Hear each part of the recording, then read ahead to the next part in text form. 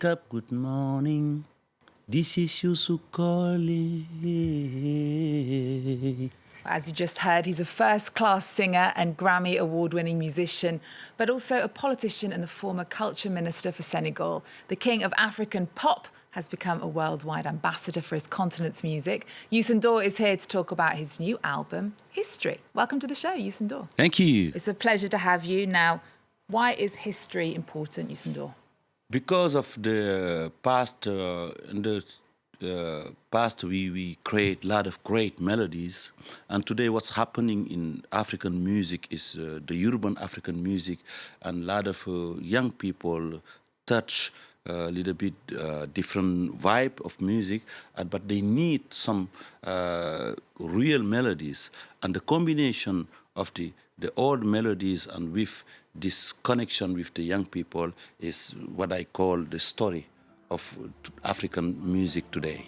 I wanted to talk a bit about your history. You're going to be 60 this year. Yes. Your voice, though, never seems to age. When did you start singing? Age of 13. Because of in my mother's side, we are griot. Griot are the storytellers, and I get all these things from there. And I think also, you know, the African music is really open.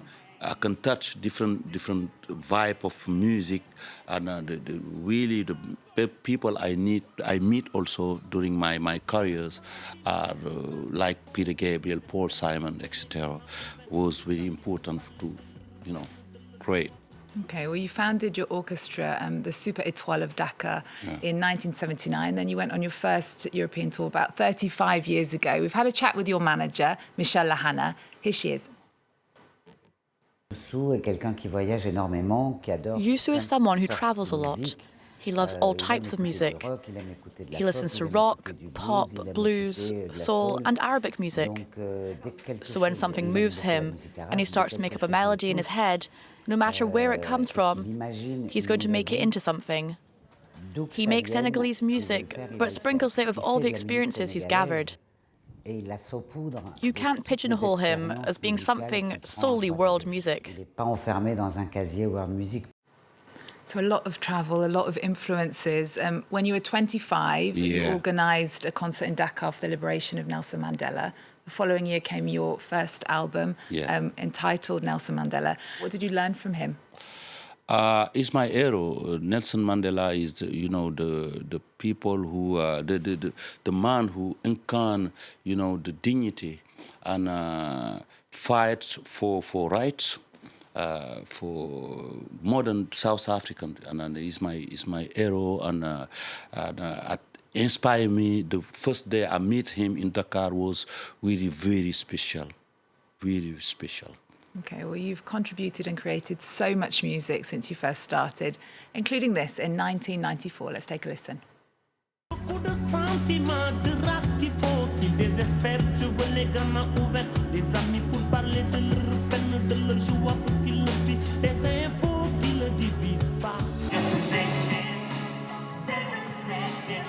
We still love that song so much. Your duo with Neneh Cherry. Magical song. Magical song. What did this song change for you? I think it's kind of you know, window open for the rest of my music, and more than my music, maybe African and Senegalese music. Do you think African music is breaking through onto the international scene in 2019? Yeah, I think really African music, you know, move forward, definitely. When you listen today, African urban music, you see how, you know, the opening are. And I think really is still the inspiration for the world music, what I call world music. Today, everybody doing a world music because of the mother of the world music is from Africa. I want to talk about Senegalese music. You're the king of Mbalax. Tell us what that is. Mbalax, coming from the percussion, the drums of percussion, is a rhythm coming from the language of Wolof, and is very special. It's a language also. And can you give us an example of this rhythm? Yeah. is you in Mbalax music you can't see the one. You just imagine the one. Okay. And then is a rhythm coming from the percussion, and it's something really like wall of language. On History, there's a version of Barima, a song you wrote in 2000 for the album I Bring What I Love. It's a tribute to African values and ancestors. You sing it with Neneh Cherry, a Swede of Senegalese origin. She's got a beautiful voice. And now Senegal has a strong tradition of griots, like your mum, Sufi brotherhoods and Islam. What place do these traditions hold in Senegal in 2019? I think the traditional is the base of everything happening to our society because of the race and what the food and the music and everything. People still really very close to our legacy, and it's very important. I'm proud to see young people like Seinabu still really close to our traditional, our roots things. I think it's very important, still there.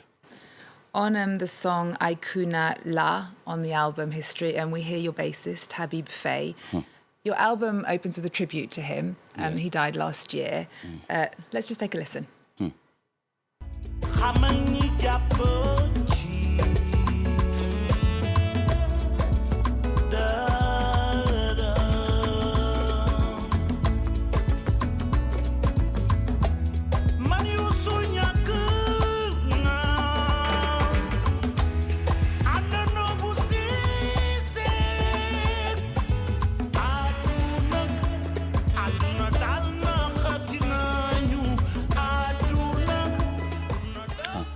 Why did you want to open the album with that song? Habib is one of the greatest musicians in Africa, and I have a chance to work with him many years, and we wrote a lot of great songs and travel around the world. I just miss him. There's also on History a song where you explore your own past. There's a new version of your 1989 hit, Salimata. Yeah. It's from the album Set Jam. Tell us about the love you sing about in that song that you wrote 30 years ago. Salimata is really, I mentioned a girl I love, and she said no. She said no, and I just singing to say, I love you, but I meet this girl in the market, and I say, I love you, I like you, and she said, no, I don't like you and don't feel you, and crying, saying, Salimata, oh, Salimata. It's just love song. It's a love song. But it's not really my experience, personal experience. Okay, well, your music often talks about the past, like your song Gori, which is about Gori Island, on the album Africa Rec, known as Senegal's slave island. Yeah. Next year marks 60 years since Senegal's independence from France.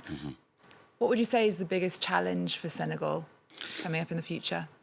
Yeah, in Senegal and most of the Africa, more than 60% of the population are under the 25th. We have to be really careful because of the young people. Give them training, give them jobs, make sure these young people have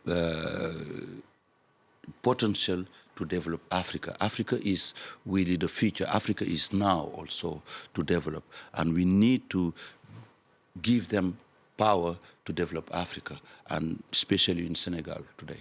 Okay, so tools for young people. Yeah. So we always end the show with, I guess, cultural pick of the moment. What have you picked for us? Yeah, I think really I remember this visit I have with my father in Senegal to visit Ousmane Sow house. And today he passed away, but this place, this house, still, you visit this house, you feel Ousmane is there because of the greatest things he created, and he's the biggest ambassador Senegal have, and I'm really proud to see how people are making this house place to be. A place to be. They've turned it into a museum, his former house. Thank you, Youssou Ndour. It's Thank been you. a pleasure to have you on the show. Your new album is called History. You're on tour with upcoming dates in the United States, Brussels and Lyon. We'll leave you then with images of the late Senegalese sculptor Ousmane So's house, now a museum in Dakar. Remember our website. We're also on Twitter, Facebook and Instagram. There's more news coming up on France 24 after this.